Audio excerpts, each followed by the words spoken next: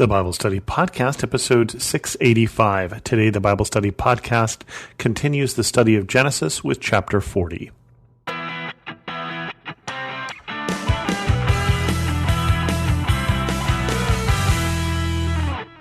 Welcome to the Bible Study Podcast. I'm your host, Chris Christensen. You may recall that we left Joseph in prison where God apparently wanted him, because it said that God was with him, but God left him in prison. Well, this week, we finally get a glimpse of why that may be.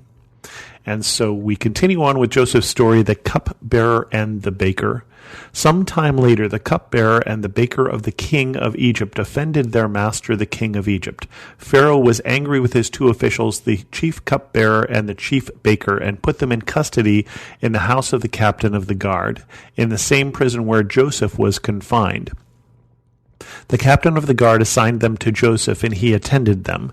After they had been in custody for some time, each of the two men, the cupbearer and the baker of the king of Egypt, who were being held in prison, had a dream the same night, and each dream had a meaning of its own. When Joseph came to them the next morning, he saw that they were dejected, so he asked Pharaoh's officials, who were in custody with him in his master's house, "Why do you look so sad today?" "We both had dreams," they answered, "but there is no one to interpret them."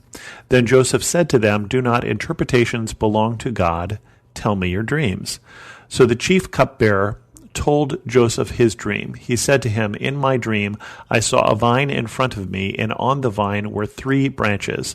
As soon as it budded, it blossomed, and its clusters ripened into grapes. Pharaoh's cup was in my hand, and I took the grapes, squeezed them into Pharaoh's cup, and put the cup in his hand." "This is what it means," Joseph said to him. "The 3 branches are 3 days. Within 3 days Pharaoh will lift up your head and restore you to your position, and you will put Pharaoh's cup in his hand, just as you used to do when you were his cupbearer. When all goes well with you, remember me and show me kindness. Remember me to Pharaoh and get me out of this prison. I was forcibly carried off from the land of the Hebrews, and even here I have done nothing to deserve being put in a dungeon." When the chief baker saw that Joseph had given a favorable interpretation, he said to Joseph, "I too had a dream. On my head were 3 baskets of bread. In the top basket were all kinds of baked goods for Pharaoh, but the birds were eating them out of the basket on my head." "This is what it means," Joseph said. "The 3 baskets are 3 days. Within 3 days Pharaoh will lift off your head and impale your body on a pole, and the birds will eat away your flesh." Now the 3rd day was Pharaoh's birthday, and he gave a feast for all his officials. He lifted up the heads of the chief cupbearer and the chief baker in the presence of his officials. He restored the chief cupbearer to his position so that he once again put the cup in Pharaoh's hand, but he impaled the chief baker, just as Pharaoh had said to them in his interpretation. The chief cupbearer, however, did not remember Joseph. He forgot him. And so we remember a couple things about Joseph that have kind of led to this moment, which is going to obviously lead to another moment, which is why we're talking about it. One is that he has dreams, and apparently, now we're learning, can interpret dreams. Now, the dreams that he had while he was back with his family got him in trouble. It was those very dreams that made his brothers jealous, and the father giving him a fancy coat, but the dreams did not help the situation. And so he had these dreams that he was going to be having every one of his brothers bow down to him, and because he was a dreamer, they sold him into slavery in Egypt. And when he was in Egypt, then he was thrown in prison because his master's wife came on to him, and he refused her, and so she claimed that she had been attacked by him, and he got thrown into prison. So those things kind of combined to show him here in prison where someone who can interpret dreams is needed. There are these 2 officials, as we said, the cupbearer, the one who brings the Pharaoh's cup, so the cupbearer probably is taking a sip and making sure that it isn't poisoned, so it's a very close position to Pharaoh. Someone who can get within distance to be able to hand him a cup has to be a trusted official. Someone who is, it's sort of like, be careful what you say to your waitress because, she's got your food and she's bringing it to you. And so the cupbearer is a very important position. But this cupbearer got in trouble with the Pharaoh, and we don't know why. And so he was thrown in prison. And he has this dream, and Joseph's able to interpret this dream, and he says, in 3 days, you're going to be free.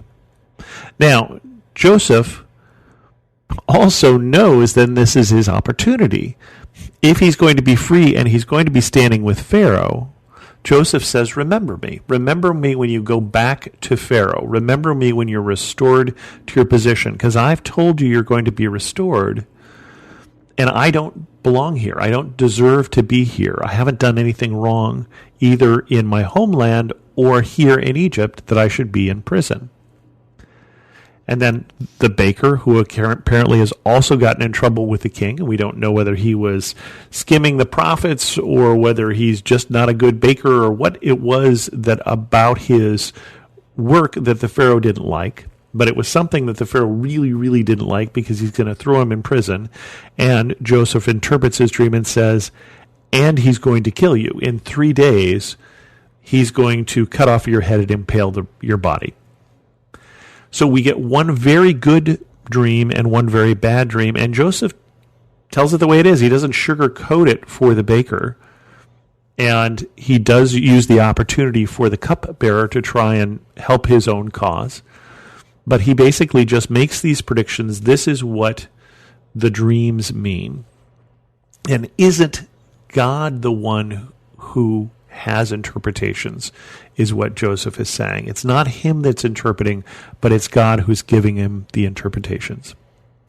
And then, something very unusual happens, which is 3 days later, they come true. Both the dreams come true. Joseph can interpret dreams, or God has given Joseph the interpretation to both of these dreams.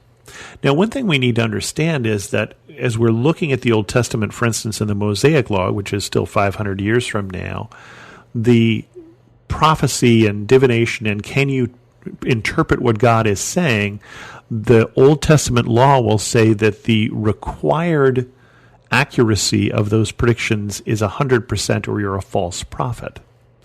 And Joseph here is getting 100%, and 100% says that he really is understanding what God is saying. But he gets forgotten, right? The cupbearer forgets Joseph when he's not in prison anymore. He probably wants to put that whole thing behind him. There's really no incentive for him to go to Pharaoh and say, oh, you remember when you were really mad at me? I had this dream, and this Hebrew was able to interpret the dream. Isn't that interesting? Because the last thing he wants to do is remember, Pharaoh, when you were really mad at me.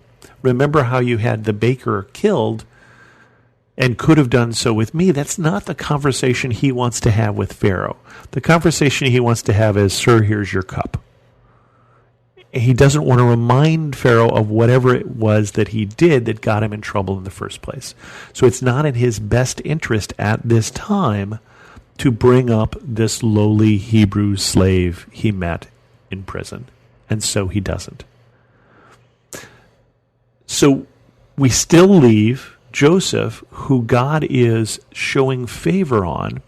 We saw that in the last time, that everything that Joseph did prospered, and so his master Potiphar put him in charge of things, and then he gets thrown into prison because he gets falsely accused, and everything he does prospers, and so the person who is the warden puts him in charge, in fact, in charge of these two prisoners, which will eventually, we'll see next week, lead to his, well, I want to get ahead of the story, but this part of the story, there's a reason we're telling this, is it's important to Joseph's story.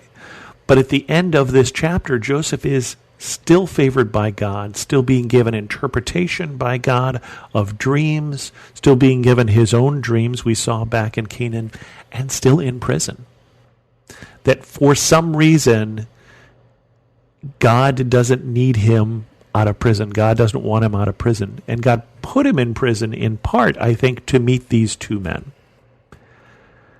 One who's now dead and one who has forgotten him. But might just remember him next week. You'll have to come back and see that. What can we learn from this? Again, it's that awful lesson that just because we're doing the right thing and just because we're in a right relationship with God doesn't mean that everything always goes smoothly. I know we just went through an election cycle and half of you aren't happy. I don't know which half. And it's not relative to this point, but we can find ourselves in situations where we're doing the right thing and yet still God doesn't rescue us from it. He's working through a different problem. And that's tough. And that's a difficult thing for us to deal with. It doesn't mean that God doesn't love us. And it certainly doesn't mean that God has forgotten us as the cupbearer has forgotten Joseph. But it does mean that God's timing and our timing are not the same. And God's goals and our goals are not the same. And God is working through this broken world with broken people like you and me, imperfect for sure, but loved, and that he is working through his purposes. And one of the things we're going to see, and stop me if you think I'm wrong 5 chapters from now, and see if you don't agree with me, that God was working through his plans, even here, even now, with Joseph in prison. And with that, we're going to end this episode of the Bible Study Podcast. If you have any questions, send an email to host@thebiblestudypodcast.com, or better yet, leave a comment on this episode at thebiblestudypodcast.com. And thanks so much for listening.